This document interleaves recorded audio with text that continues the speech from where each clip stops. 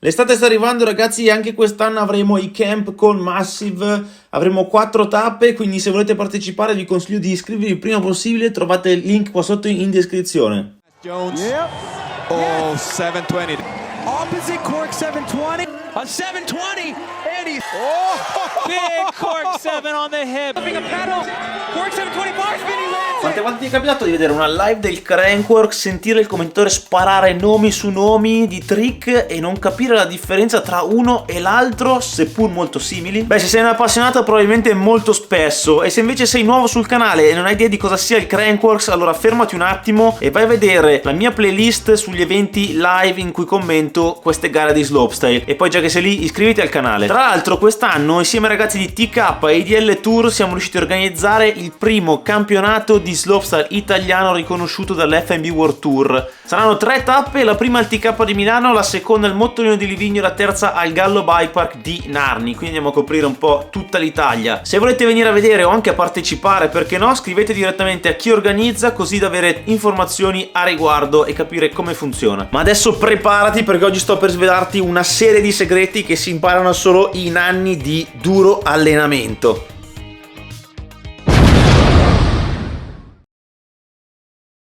Dunque ragazzi, cominciamo con un po' di teoria. Allora, il 720 non è altro che 2 volte un 360 senza interruzione. La rotazione avviene sul nostro asse verticale e potrebbe essere scontato per voi pensare che un rider che sa fare bene 360 con un po' più di spinta sia anche in grado di fare 720.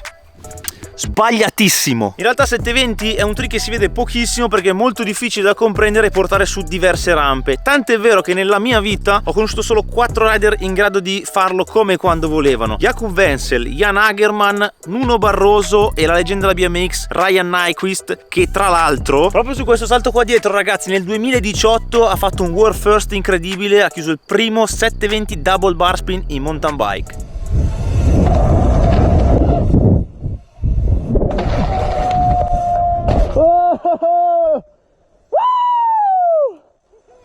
Ma quindi raga, come si fa sto benedetto 7,20? La base allora è quella del 3,60, come abbiamo visto nel video del 1440, che tra l'altro se non hai visto vai subito a vedere dopo questo video. Sulla rampa bisogna disegnare una curva che sarà più ampia, più alta sarà la velocità di ingresso.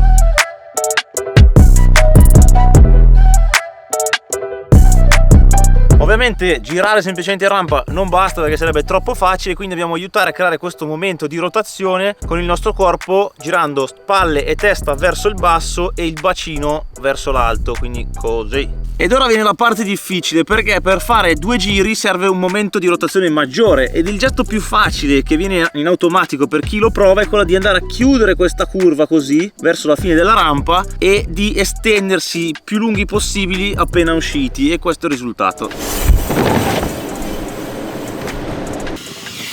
Dove sta il problema? Non capisco! Il problema sta proprio qui, in questo punto maledettissimo della rampa che io odio terribilmente, perché sto trick l'avevo imparato nel 2017 e poi lo dimenticate, proprio trick di merda.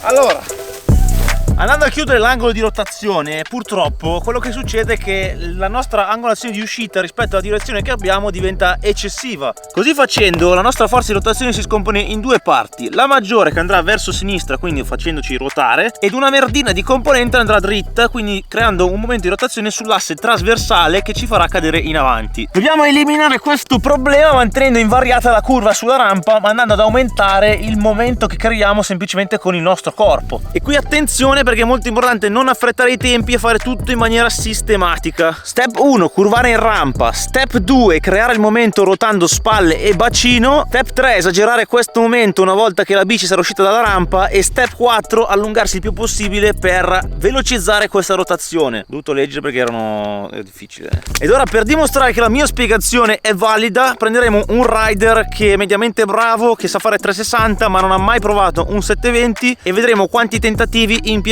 per impararlo. Andiamo in laboratorio. Abbiamo portato qui oggi il bambinello talentuoso Luca Cada. Buongiorno. Per fargli provare 720 con la mia spiegazione. Adesso glielo rispiego. Tu devi fare come un 3-6, però quando arrivi in cima alla rampa 2000 years later. vediamo quanti tentativi ci mette il canarino per impararlo. Vai zio, first try! malissimo, malissimo. Ah, perché tu non hai ancora visto il video che abbiamo appena fatto, è giusto. Allora, fai il carve normale come il 3. Adesso tu però cosa hai fatto? Hai fatto così, solo che sei arrivato in cima e hai girato più forte, no? Quindi tu devi aspettare che la ruota avanti sia fuori e allora fai colpo secco, con testa, spalle. Attivo! Second try! Te ne faccio vedere uno. Vai. Osserva bene, eh.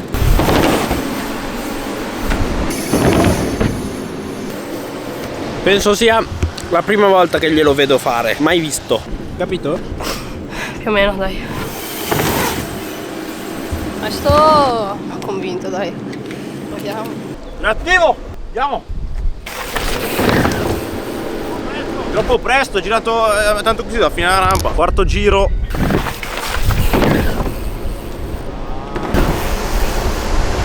Twister is ready to go! Se lo fai uguale, ma da quella rampa lì fai il twister, perfetto. Tipo, sì.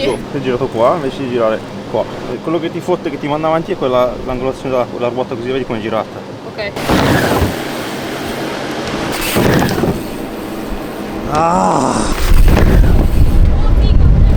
Cosa è successo? G-Sport dalla Sembrava un 3-6 del Matsu. Vabbè, a quanto pare o è lui che non capisce niente o sono io che non so spiegarmi.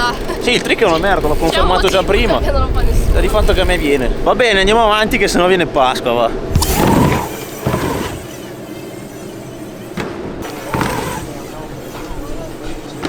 Qualunque umano dotato di vista avrà potuto constatare che i due trick sono completamente diversi ed infatti il secondo è un backflip 360 che comunemente viene anche detto Cork 720, anche se ancora non ho capito perché. In effetti il suffisso Cork sta a indicare un cambio di asse di rotazione ed infatti il backflip 360 ha un giro sull'asse verticale ed un giro sull'asse trasversale. Ci sono due modi per eseguire un Cork 720. Il primo sta nell'eseguire una piccola curva sulla rampa come un 360 ma molto meno accentuata, spingere il backflip sulla rampa, quindi tirare il manubrio e spingere con le gambe a terra. Una volta usciti, curvare testa e spalle e bacino per creare il nostro momento di rotazione, dopodiché in aria allungarsi il più possibile per velocizzare questa rotazione. Questa risulterà in una rotazione molto simile ad un 720, molto impennato, con una conclusione che vi porterà a dare la schiena all'atterraggio fino all'ultimo momento. Importante in questo caso è la posizione della ruota anteriore, ruotata di 90 gradi rispetto al telaio, che faciliterà la rotazione grazie al principio di conservazione del momento angolare. Dunque, per intenderci, l'effetto è questo. Adesso G-Sport mi dà una mano a far girare la ruota. Vai, fortissimo, Niente, non funziona. No, funziona ma poco. Ci vuole una massa più ampia, però vedete che girando il manubrio giro anche io. Lo sapevi? No. Come no? Non hai studiato. E mo lo sai. Non guardi cosa su TikTok che dice e mo lo sai.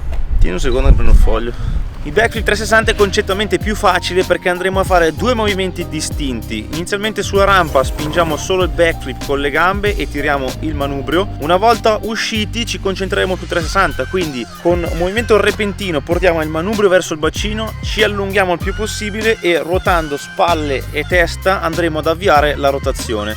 La difficoltà del backflip 360 sta nell'azzeccare i tempi in maniera impeccabile, perché se andiamo solo ad anticipare di un pochino curvando sulla fine della rampa, la rotazione andrà fuori asse in maniera incontrollata.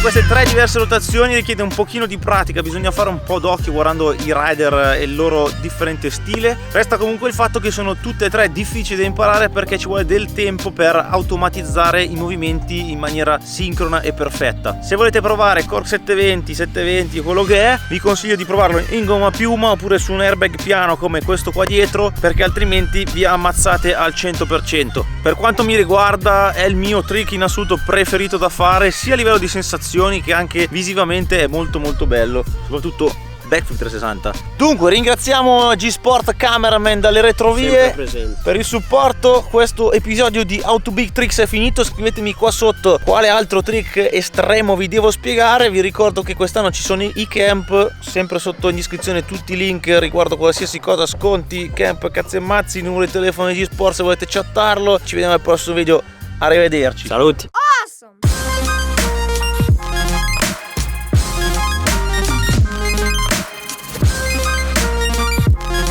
Una montagna di segreti che si imparano solo andando a fare in c***o in ombra.